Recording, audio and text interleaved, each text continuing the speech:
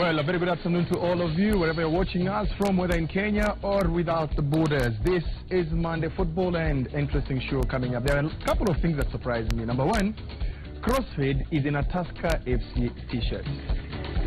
Ameruka Senali sasa ameenda Tusker. And I know this is influence what's the name of that guy from DJ Flash? DJ Flash. This is influence of DJ Flash. Flash number influence ameenda Tusker. He'll tell us about that. And the next thing that is very interesting, and it forms the basis of a question of the day, is that Louis van Gaal says Manchester United will actually win the EPL title.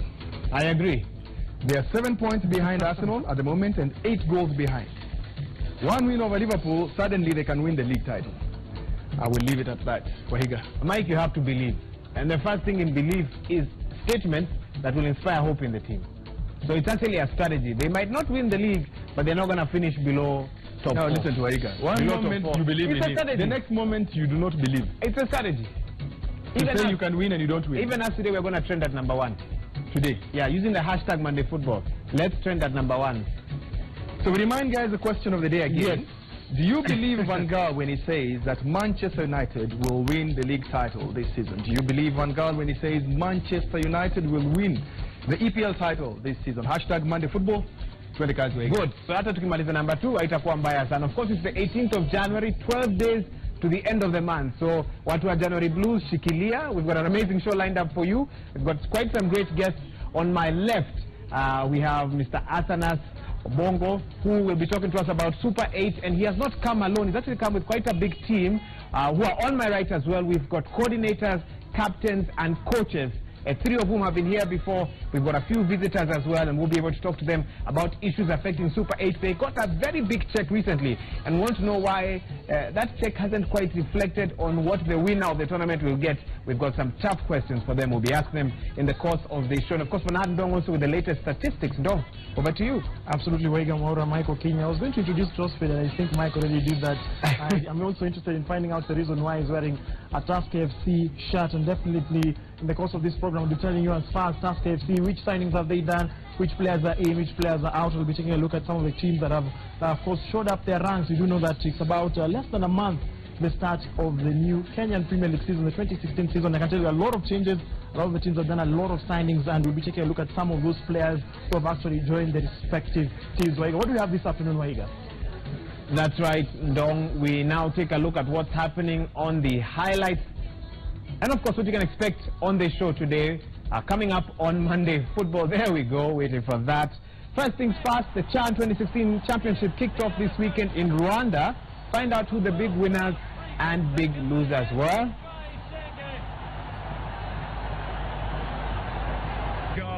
We also tell you which footballers shown at the 2015 Sawyer Awards. Very glamorous and glitzy affair there. Who are the winners there, we'll tell you. Overseas, Wayne Rooney is back in 2016 and he keeps getting better. Can he help the team get to number 1? And finally, Zinedine Zidane's side with another emphatic victory over Sporting. They keep getting better and better as well. We have all those highlights and much more. Well, the highlights from the weekend begin in Rwanda, and if you're watching us from Kigali, we say Murakazaneza. That means welcome. Definitely the hosts had the perfect start in the African Nations Championship, beating the Ivory Coast by a solitary goal. The Amavubi had the chance to score a second goal via a penalty spot kick, but it was saved expertly.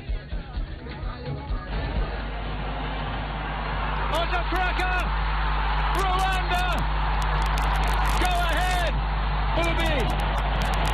Sting the elephant! A world-class free kick taken by Emery by Senge.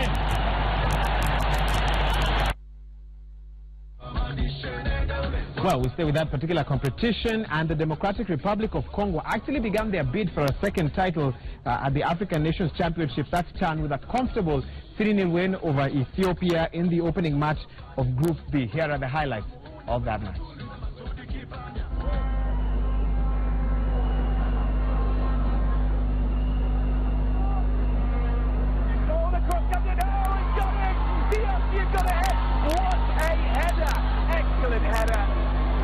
Beautifully weighted thrust as well. Looking ever dangerous. We saw the half time statistics, and DRC had another great opportunity. It's goal number 2. What a fantastic cross and goal scored there. Luvumbu. He got in front of his marker so well. Nice 1-2, linking up with Lusadisu. The ball out wide, another good cross, and it's a good opportunity. Yes, it is goal number 3. DRC are in firm control of this one, and look, it's Meshak who's been, oh, he nearly fell over there, but he's been the star, one of the stars of this.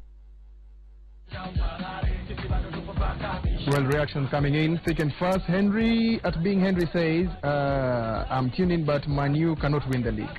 Plain and simple. The playlist doctor says, hashtag LVG dreams of winning EPL are invalid. I doubt he will even make it to top 4. Very interesting. Buka Chiengo at Buka Ogechi says, why not win the cup? Your team Nikali Sana with experience, not like the title pretenders we know at the moment. And Willis Raburu, of course, he has to step in and says, anyway, this time around, hata Van Gala ameniki. This one, tumeachia Arsenal. Raburu himself saying wameachia Arsenal. This is crazy.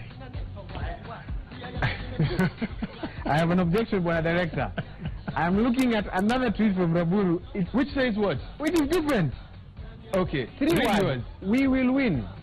At hashtag Monday Football, at Michael Kinyi, at Wahiga Mora, at Citizen TV Kenya. I want to see proof of what Mike read the same, a few minutes ago. The same tweet. I'm reading the same one from at Willis Raburu, unless only Willis Raburu mwingine. Naona kuna Big Willy. Sini huyo mkubwa hapa. Hebu onyesha kamera hapo. I don't think Raburu can This is the Big Willy, you can see him. This one says, Enyewe Van Gaal is not believable this season. Even me, I don't believe Manu will win the title. I give it to Arsenal. So Manu Raburu amesema umepatia Arsenal. I will take this tweet and send it to the director. Aweke kwa screen. Sawa. Yeah. We'll wait for that. John. Well, it seems people are losing faith with Van Gaal's philosophy, but nonetheless, back to the Chan 2016 and Yazida Tuba Emane. He was on target in the 21st minute as Cameroon stunned Angola by 1 goal. There. Good turn, great turn. Oh, it's going to be a free kick, surely. Just on the edge of the penalty area. And Cameroon, well, the Lions will be against Angola.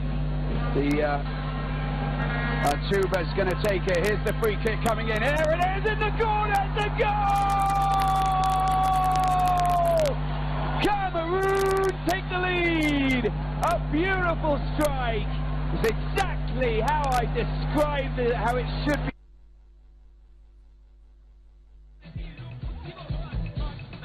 Well, we're in the season of awards, and Gor Mahia clinched the Men's Sports Team of the Year at the Soya Awards Gala, a ceremony that was held on Friday at the KICC grounds. Now, Kogalo, who clinched the Kenyan Premier League title in exquisite fashion, edged a strong list of nominees that had the Kenya Rugby 15s team, who shone also in 2015. Here are some of those highlights. Mr. Michael Olunga right behind him. Then Mr. Mohammed. And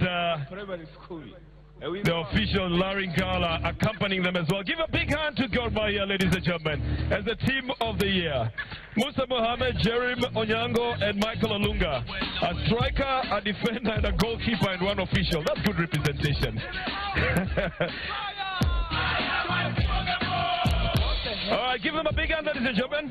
I don't make money anymore. Shake your feet, baby,